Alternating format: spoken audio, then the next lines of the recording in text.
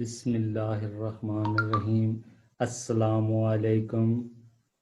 Students, I am Sardar Swarhan, lecturer geography from ICB G63 Islamabad. Today it's my 7th lecture of geography class 6th week 4.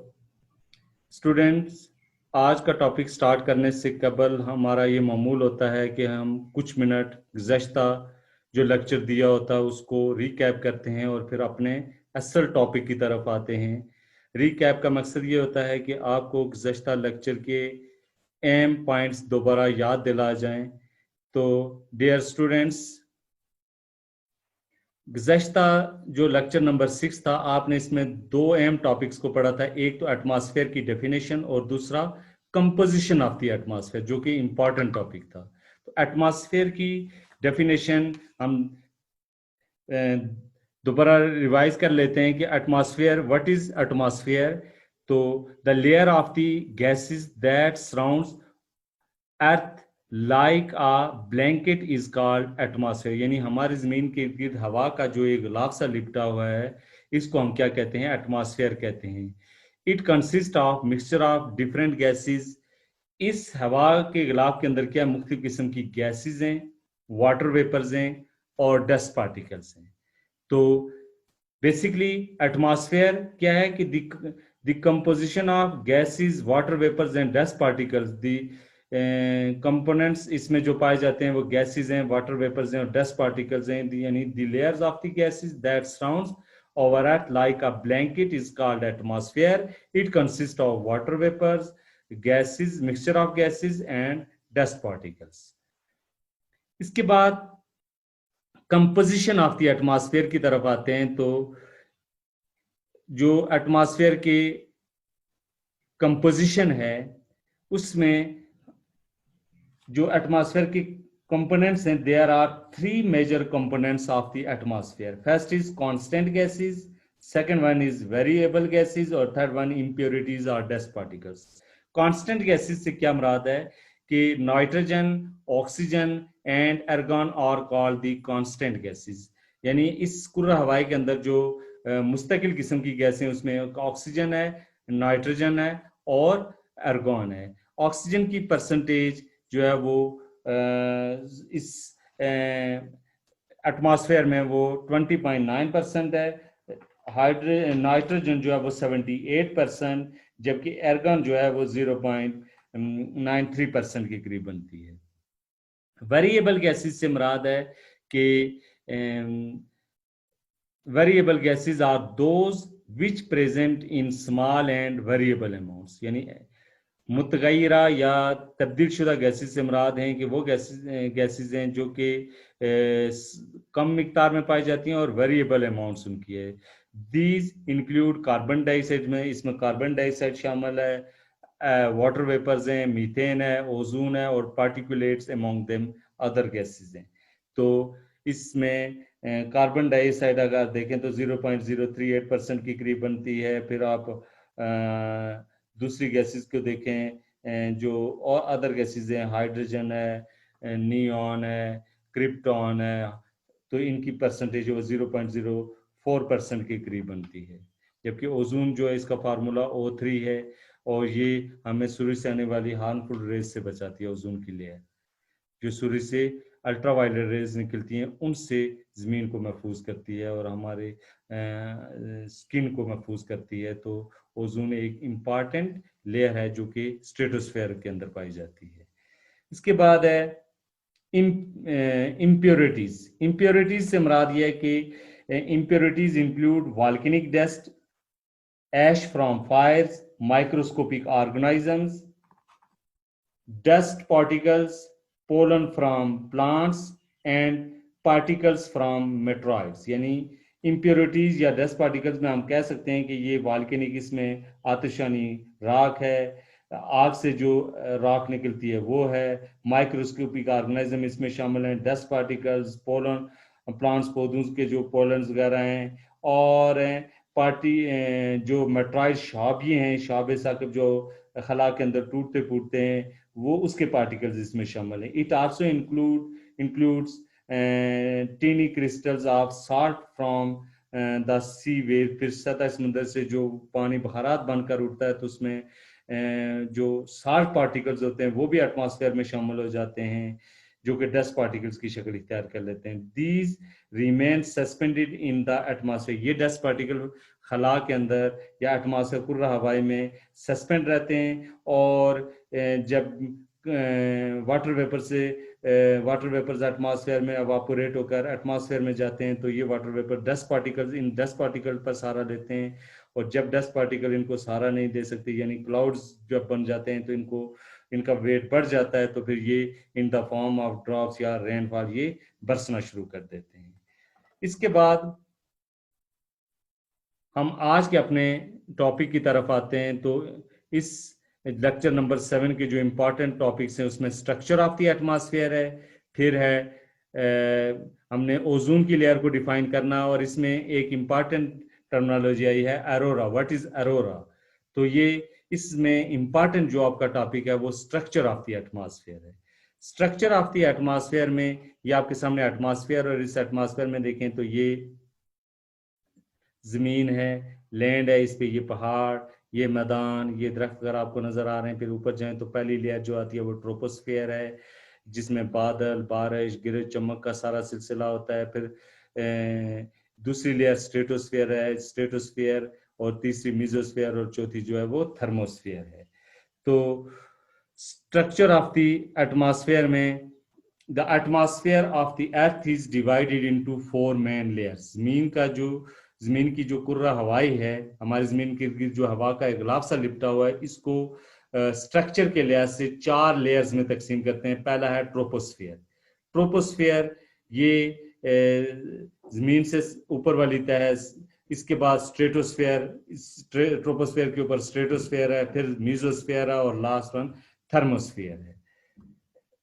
अब layer structure of the atmosphere diagram number 1 देखें तो ये आपकी जमीन है, इसके ऊपर पहली देखें तो ट्रोपोस्फेयर है। ट्रोपोस्फेयर सतह जमीन से आप 12 किलोमीटर, फिर स्ट्रेटोस्फेयर, इसका जमीन से 12 किलोमीटर से लेकर 50 किलोमीटर तक स्ट्रेटोस्फेयर है।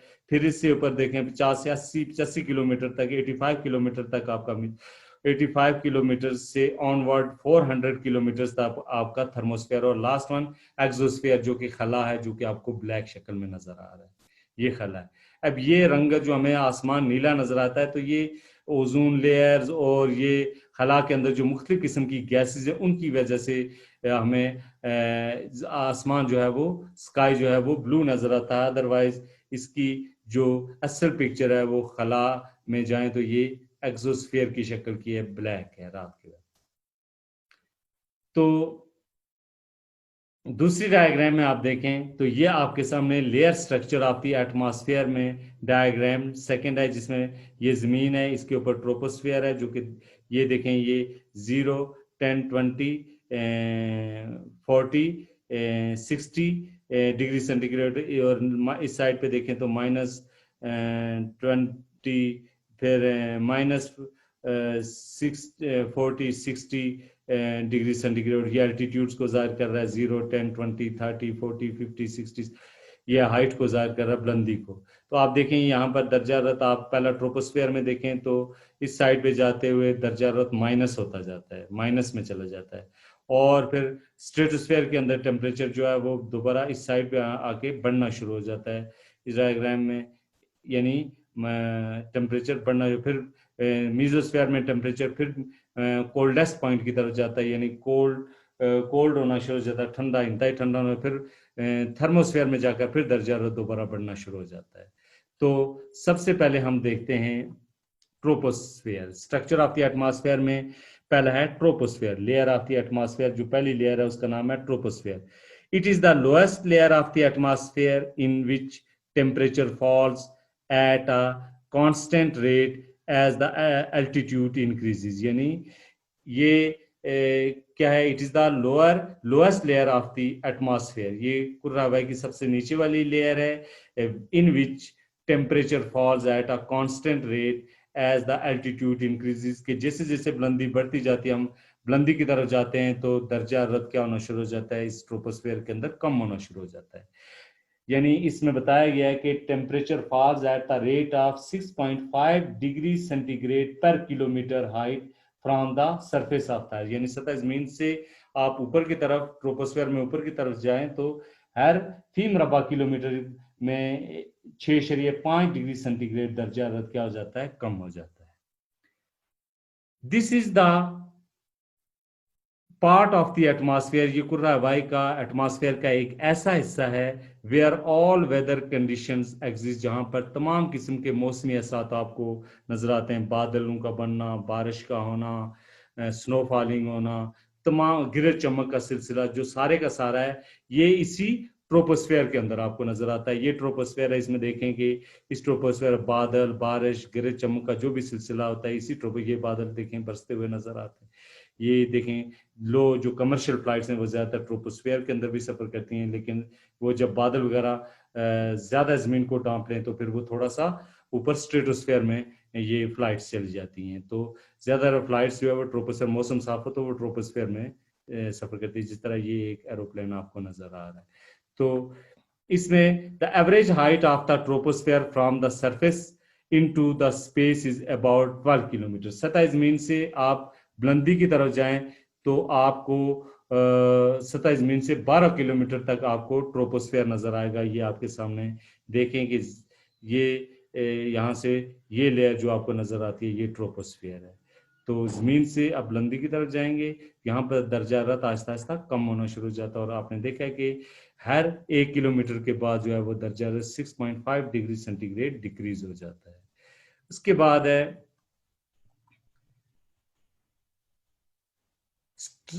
स्ट्रेटोस्फेयर। स्ट्रेटोस्फेयर देखें तो it is the second layer of the atmosphere. It is the second layer of the atmosphere that lies above the troposphere, यानी इसको आप कह सकते हैं कि ये कुर्रा हवाई की दूसरी तह है जो कि ट्रोपोस्फेयर के ऊपर वाक़ है।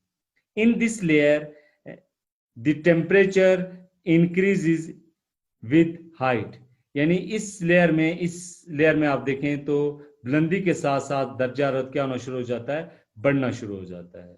और this layer also contains the ozone layer, ये लेयर जो है वो ओजोन की तह पर मुश्तमिल है, that absorb ultraviolet rays from the sun. Ozone उस लेयर को कहते हैं जो सूर्य से आने वाली रोशनी, जो आप कह सकते हैं कि 20 से 30 किलोमीटर स्ट्रेटोस्फेयर में ये लेयर पाई जाती है, इसका फार्मूला O3 है। और ये सूर्य से आने वाली जो अल्ट्रावायलेट रेज हैं, हार्मफुल रेज हैं, उनसे हमारे जिस्म को, हमारी ज़मीन को बचाती है। और बहुत सारे जल्दी अमराज जो होते हैं या कैंसर वगैरह जो होता है वो इसी अल्ट्रावायलेट रेज, इन्हीं अल्ट्रावायलेट रेज की वजह से होता है। तो the average height of stratosphere is 50 kilometres. तो इस स्ट्रेटोस्फेयर की बुलंदी जो है वो 50 किलोमीटर तक है। तो ये ओजोन की लेयर 20 से 30 किलोमीटर तक पाई जाती है, और ओजोन की लेयर हमें सूर्य से आने वाली जो हार्मफुल रेज हैं, अल्ट्रावायलेट रेज हैं, उनसे हमें बचाती है। और ये इस ओजोन की लेयर के अंदर पोल्यूशन, एयर पोल्यूशन की वजह से, नॉइज पोल्यूशन, वाटर पोल्यूशन या सॉइल पोल्यूशन से इसमें सुराख होते जा रहे हैं, और अलास्का और अंटार्कटिक में इन सुराखों को देखा गया है। तो ये स्ट्रेटोस्फेयर जो है ये कुर्रा हवाई की एक अहम लेयर है जो ट्रोपोस्फेयर के ऊपर और मेसोस्फेयर यानी ट्रोपोस्फेयर और मेसोस्फेयर के दरमियान में पाई जाती है। ट्रोपोस्फेयर और मेसोस्फेयर के दरमियान में ये आपके सामने स्ट्रेटोस्फेयर है। और ये जो स्फीयर है या स्ट्रेटोस्फेयर जो है वो सतह जमीन से 12 किलोमीटर से लेकर 50 किलोमीटर तक फैला हुआ है। इस तह में ओजोन बनती है, ओजोन की लेयर है जो कि 20 से 30 किलोमीटर की बुलंदी पर पाई जाती है। ओजोन गैस सूरज से खारिज होने वाली अल्ट्रावायलेट जो हार्मफुल किस्म की रेज हैं उनसे हमारे जिस्म को, हमारे जमीन को जज़ब, वो उनको अल्ट्रावायलेट रेज को ओजोन की लेयर जज़ब कर लेती है, और जब जज़ब करती है तो ये हार्मफुल रेज जमीन तक नहीं पहुंच सकती। इन शों को जज़ब करने की वजह से इस पूरी तय में दर्जा हरारत क्या हो जाता है, बहुत बढ़ जाता है, टेम्परेचर क्या हो जाता है, इंक्रीज हो जाता है। अल्ट्रावायलेट रेज ऑक्सीजन को ओजोन में तब्दील कर देती हैं। अल्ट्रावायलेट रेज जो होती हैं वो ऑक्सीजन को किस में तब्दील कर देती है, ओजोन में, O3 में तब्दील कर देती हैं, जिसको ओजोन की लेयर या ओजोन लेयर भी कहते हैं। एटमॉस्फेयर की सतह में बादल बहुत कम होते हैं, यानी यहाँ मौसम अक्सर साफ, बिल्कुल साफ रहता है, कभी कभार बादल आते हैं। चूंकि इस टाइम में दर्जा हरारत साल भर पूरा साल जो है वो यकसा रहता है और कोई तब्दीली नहीं होती इसमें, इसलिए इसको हम आइजोथर्मल जोन के नाम से भी पुकारते हैं, यानी सेम टेम्परेचर वाला जोन भी इसको कहते हैं। और इस तय में हवा की तय बहुत बारीक होती है, यानी जो विंड लेयर है वो बहुत क्या होती है, बारीक होती है। और सतह जमीन से 30 किलोमीटर की बुलंदी पर हवा का दबाव सिर्फ 1% तक रह जाता है। ये आपके सामने नजर आ रहा है कि 1 MB तक यहाँ पर इसकी परसेंटेज पाई जाती है। फिर है मीजोस्फीयर की तरफ आते हैं, थर्ड लेयर जो है वो कुर्रा हवाई की, जिसका नाम है ये स्ट्रेटोस्फीयर। ये आपके सामने इस दोबारा इस डायग्राम को देख लें, ये जमीन है, इसके ऊपर ये ट्रोपोस्फीयर, ये स्ट्रेटोस्फीयर। ये देखें, ये कोई जट तैयार है, ये इसमें फ्लो कर रहा है, थोड़े बहुत बादल भी इसमें बन जाते हैं, लेकिन ज़्यादातर मौसम इसमें साफ रहता है और यहाँ टेम्परेचर बहुत ज़्यादा होता है। ये देखें, यहाँ नीचे बादल भी हैं, ये कमर्शियल कोई फ्लाइट भी चल रही है ट्रोपोस्फीयर के अंदर। अब हम आते हैं मीजोस्फीयर के अंदर, ये तीसरी लेयर है मीजोस्फीयर। इसमें देखें, ये मीटोर्स वगैरह गिरते हुए नजर आ रहे हैं यहाँ इस स्फीयर के अंदर, जो कि आपस में रगड़ कर डस्ट पार्टिकल्स की शक्ल इख्तियार कर लेते हैं। फिर इस मीजोस्फीयर के अंदर, तो मीजोस्फीयर को डिस्कस करने से पहले हम ओजोन की लेयर को देख लेते हैं कि what is meant by ozone layer. The ozone layer is a deep layer in the stratosphere encircling the earth that has large amount of ozone O3 in it, यानी the ozone layer is a deep layer in the stratosphere, यानी ये stratosphere के अंदर जो है वो एक गहरी किस्म की गैसेस की एक लेयर पाई जाती है, इन सर्कलिंग दैट, जो जमीन को एक दायरे की शक्ल में इसने घेरा हुआ है। It that has large amount of ozone in it, इसमें ज्यादा मिकदार जो है वो ओजोन की पाई जाती है। और it lies at a height of 20 to 30 kilometre miles or 32 to 48 kilometre, यानी ये जो है 20 से 30 मील और या 32 से 48 किलोमीटर की बुलंदी तक ये लेयर पाई जाती है स्ट्रेटोस्फीयर के अंदर। This layer absorbs most of the ultraviolet rays. ये जो लेयर है, ये सूर्य से जो अल्ट्रावायलेट रेज हैं जमीन तक पहुंचने की कोशिश करती है, उनको रास्ते में जो है वो ओजोन की लेयर अपने अंदर जज़ब कर लेती है। और ये आपके सामने देखें, ये ओजोन की लेयर है। इस लेयर की वजह से हमारे जमीन के ऊपर पौधे, जानवर, चरिंद परिंद जो है वो सूर्य से डायरेक्ट जो रोशनी जमीन के ऊपर पड़ती है उसको ये अब्जॉर्ब कर लेती है, जिससे इसका टेम्परेचर तो बढ़ जाता है, लेकिन नीचे वाला टेम्परेचर जो वो जमीन का वो मेंटेन कर देती है। तो ओजोन जो है वो एक अहम लेयर है जो कि हमें सूर्य से आने वाली हार्मफुल रेज से बचाए। उसके बाद है मीजोस्फीयर। मीजोस्फीयर देखें तो it is the third layer of the atmosphere, ये कुर्रा हवाई की तीसरी अहम किस्म की लेयर है, which lies above the stratosphere, जो कि ज्यादातर किस में पाई जाए, स्ट्रेटोस्फेयर के ऊपर पाई जाती है। The average height is about 85 kilometre.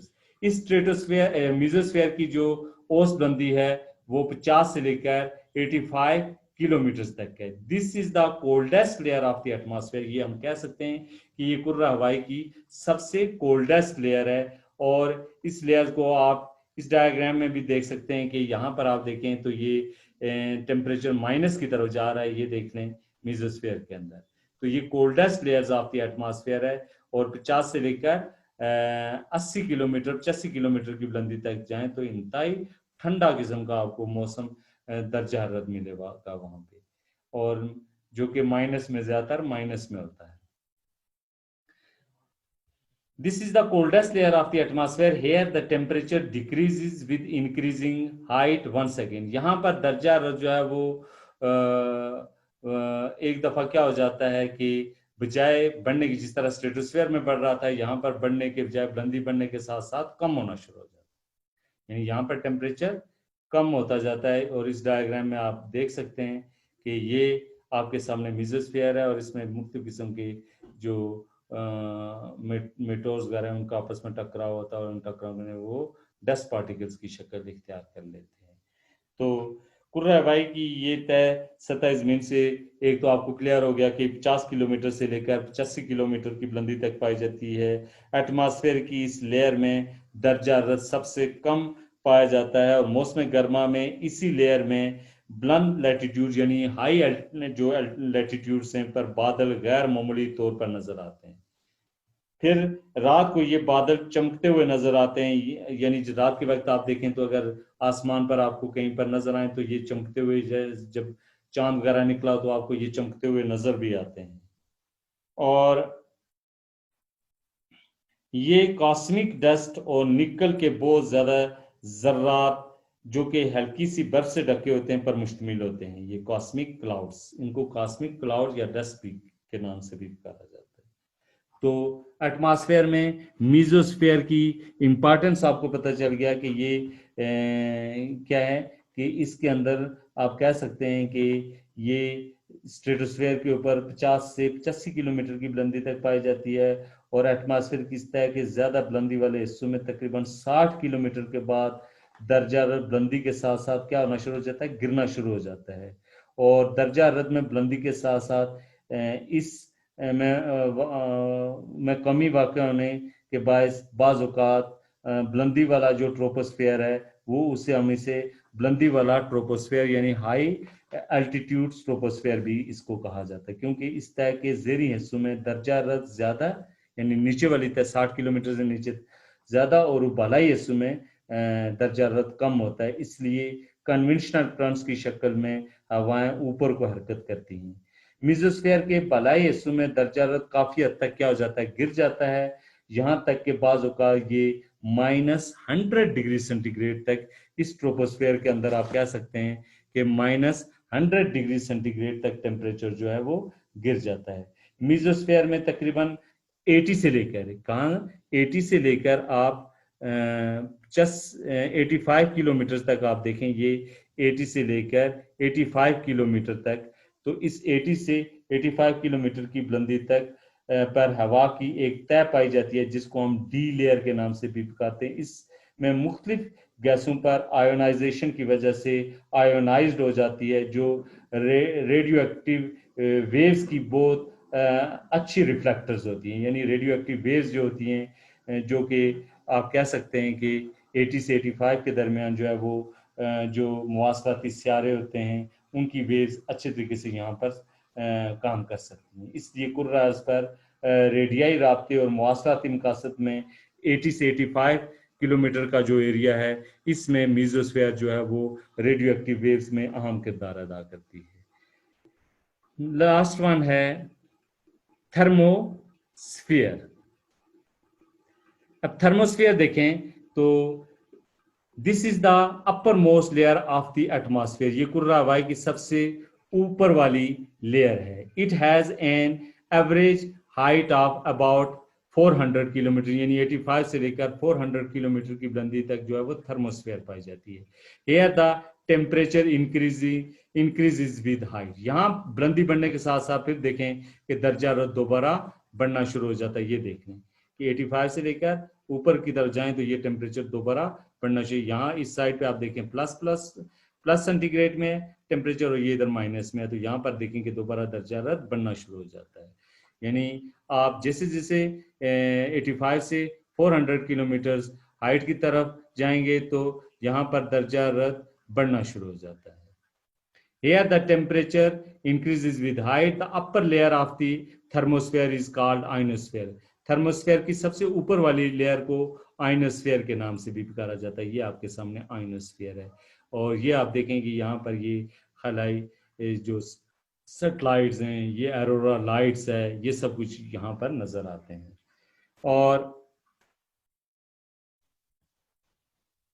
Here the phenomena of the aurora light occurs, यहाँ पर आपको अरोरा लाइट का जो फिनोमिना वो भी आपको नजर आता है। तो थर्मोस्फेयर क्या है कि ये एटमॉस्फेयर की चौथी तह है जो मीजोस्फेयर की मदद से तीसरी लेयर यानी मीजोस्फेयर से अलग होती है और मीजोपास की वजह से मीजोस्फेयर से अलग होती है।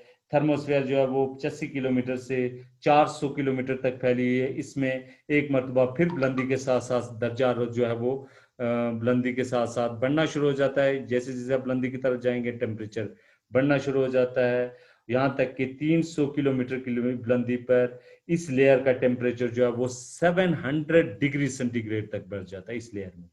यहाँ पर यानी आप 300 किलोमीटर ऊपर जाएंगे 80 से 85 से आप कह सकते हैं कि 300 किलोमीटर तक, तो 300 किलोमीटर पर जब आप पहुंचेंगे तो यहाँ पर टेम्परेचर 700 डिग्री सेंटीग्रेड तक पहुंच जाता है।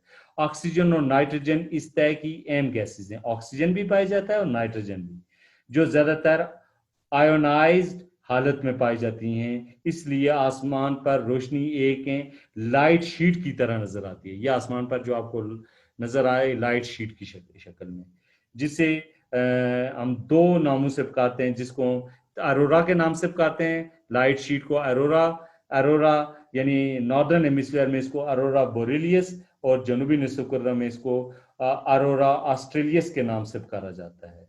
अरोरा से मुराद रोशनी की वो चमकदार तय है जो आसमान पर बड़ी वाज़े तौर पर यानी नॉर्दर्न और सदर्न हेमिस्फीयर के इलाकों में नजर आती है। इस तय की बलाई सतह पर थर्मोपास की एक बारीक हवाई पट्टी आती है जो इसे सबसे आखिरी जो लेयर है एक्सोस्फीयर से जुदा करती है। अब हम आते हैं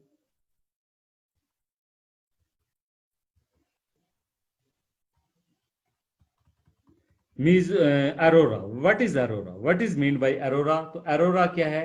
it is brightly coloured bands of natural light that display in the sky at night. ये रोशनियों का एक कलर आप कह सकते हैं कि बैंड है, पट्टी है, जो कि रात के वक्त नॉर्दर्न या सदर्न हेमिस्फीयर के इलाकों में कुदरती तौर पर ये लाइट नजर आती है। This light is usually seen in the high latitudes arctic and antarctic regions. ये लाइट जो है वो बुलंद अर्जबल, आमतौर पर जो बुलंद अर्जबल के इलाके हैं यानी आर्टिक और अंटार्कटिक रीजन्स, वहां पर नजर आती है। दिस लाइट इज प्रोड्यूस्ड, ये लाइट उस वक्त पैदा होती है when the earth magnetosphere is disturb by the solar wind. जब सोलर विंड की वजह से जमीन का जो मैग्नेटोस्फीयर है वो जब डिस्टर्ब हो जाता है तो ये लाइट पैदा होती है। It is also called polar light. इनको पोलर लाइट, नॉर्दर्न हेमिस्फीयर में अगर ये लाइट नजर आएगी तो हम इसको ये लाइट जिस तरह नॉर्दर्न हेमिस्फीयर में नजर आ रही है तो हम इसको कहते हैं अरोरा बोरेलियस, और सदर्न हेमिस्फीयर में ये अगर नजर आए तो इसको हम कहते हैं अरोरा ऑस्ट्रेलियस के नाम से पुकारते हैं। और इस लाइट में मुख्तलिफ किस्म के कलर होते हैं, जिसमें ब्लू है, रेड है, येलो है, ग्रीन है, orange. Blue, red, yellow, green, orange colour जो है वो ज़्यादातर पाए जाते हैं। और ये रात के वक्त आपको ऐसे चमकाती एक जो है वो फिनोमिना आपको आसमान पर नॉर्दर्न हेमिस्फीयर में नजर आएगा तो इसको अरोरा बोरेलियस, और सदर्न हेमिस्फीयर में नजर आए तो इसको अरोरा ऑस्ट्रेलियस के नाम से पुकारते हैं।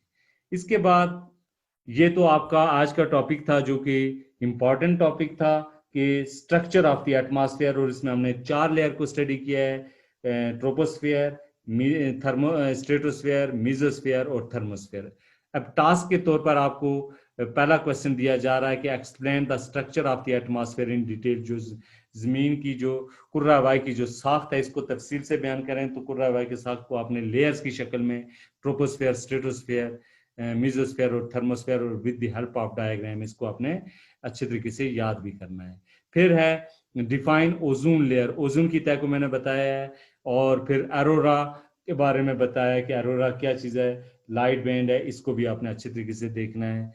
तो ये था आज का आपका टॉपिक। थैंक्स, अल्लाह हाफिज।